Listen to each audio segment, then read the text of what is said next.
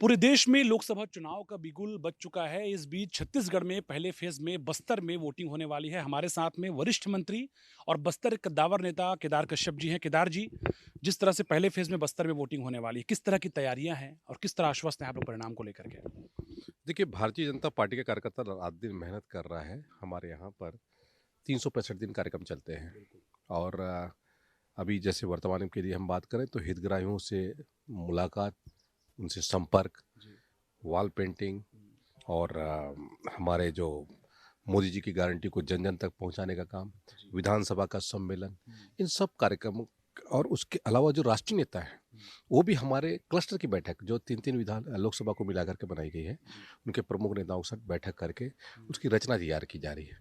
तो हम सुनियोजित तरीके से हम चुनाव लड़ते हैं और पूरे आक्रामक तरीके से चुनाव लड़ने वाले लोग हैं, कांग्रेस की तरह नहीं है।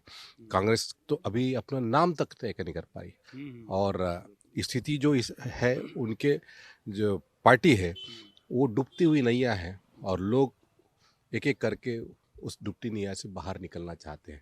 स्वयं कांग्रेस के नेता राहुल गांधी अमेठी पर के लोगों पर विश्वास नहीं जता पा रहे हैं।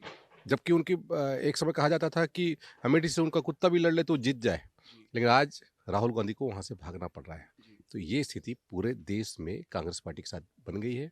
बलि का बकरा कोई नहीं बनना चाहता। आइए थोड़ा टहलते भी हैं। बीते 3 महीनों में जो परफॉर्मेंस रहा विष्णुदेव सरकार का, जैसा आप लोग लगातार कह भी रहे हैं कि मोदी की गारंटी चल रही है, विष्णु का सुशासन चल रहा है। किस तरह गारंटी पूरी हो रही है और उसको लेके कितने आश्वस्त लगते हैं आप लोग? देखिए, पिछले 3 महीनों के भीतर में जो माननीय नरेंद्र मोदी जी के प्रधानमंत्री के उसमें आशीर्वाद से और हमारे माननीय मुख्यमंत्री आदरणीय श्री विष्णुदेव साय जी के नेतृत्व में जो ऐतिहासिक निर्णय हुए हैं, चाहे प्रधानमंत्री आवास की बात हो, चाहे वो हमारे 31 रुपये धान का दर हो, जो कृषक उन्नति योजना के तहत में हमारे किसानों को दिया गया 12 तारीख को।